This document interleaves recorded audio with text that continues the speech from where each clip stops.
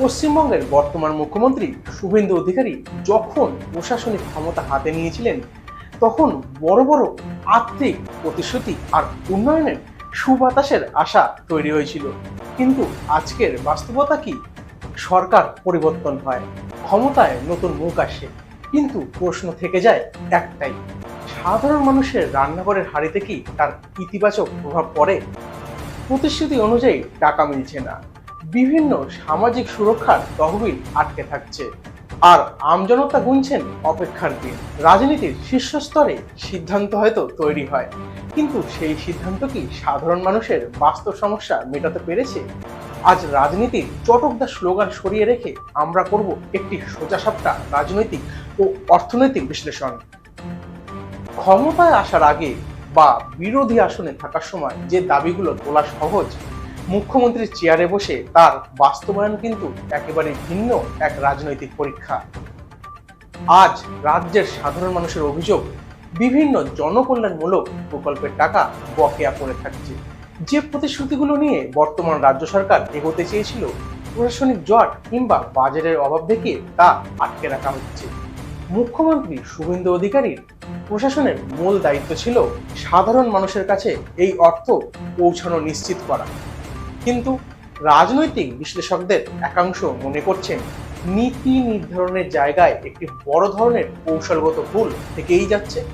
যখন প্রতিশ্রুতি আর বাস্তবায়নের মধ্যে দূরত্ব তৈরি হয়, তখন সাধারণ মানুষের আস্থা ভাঙতে সময় লাগে না।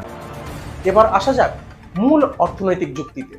রাজনীতির বড় অঙ্কের খেলা নাকি বাস্তবসম্মত সমাধান কোনটা এই মুহূর্তে বাংলার দরকার?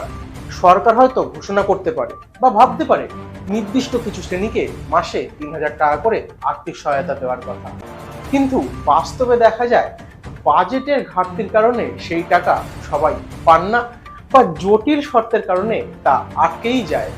এখানেই উঠে আসছে এক বিকল্প এবং সুদূর প্রসারী ভাবনা।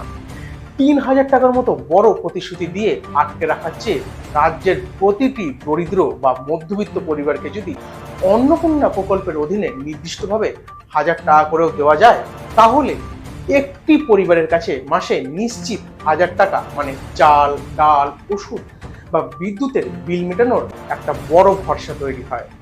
ছোট ছোট অঙ্কের টাকা যখন সমাজের সর্বস্তরের মানুষের হাতে নিয়মিত পৌঁছয়, তখন স্থানীয় বাজারে কেনাকাটা বাড়ে, অর্থনীতি সচল হয়। মুখ্যমন্ত্রী শুভেন্দু অধিকারী সরকারের উচিত এই ধরনের বড় প্রতিশ্রুতির মোড়ক ছেড়ে বাস্তবমুখী ও সর্বজনীন অন্নপূর্ণা মডেল নিয়ে গুরুত্ব দিয়ে ভাবা। এই মুখ্যমন্ত্রী পদটি শুধু প্রশাসনিক ক্ষমতার তো নয়, এটি ১ কোটি মানুষের ভরসার জায়গা। শুভেন্দু অধিকারী দীর্ঘদিন রাজনীতি করেছেন, রাজপথ থেকে প্রশাসনিক কাজের অভিজ্ঞতা তার রয়েছে, তাই সাধারণ মানুষের প্রত্যাশাও তার উপর অনেকটাই বেশি।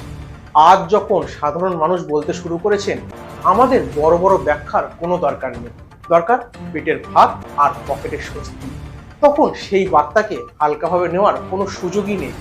রাজনৈতিক বাকযুদ্ধ চালিয়ে বা প্রতিপক্ষকে দোষ দিয়ে রাজ্য চালানো যায়, কিন্তু জনগণের মন জয় করা যায় না।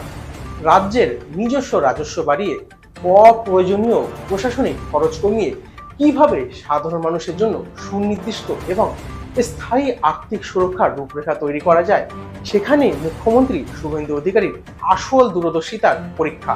দিনের শেষে গণতন্ত্রের আসল বিচারক কিন্তু দেশের নাগরিকরা।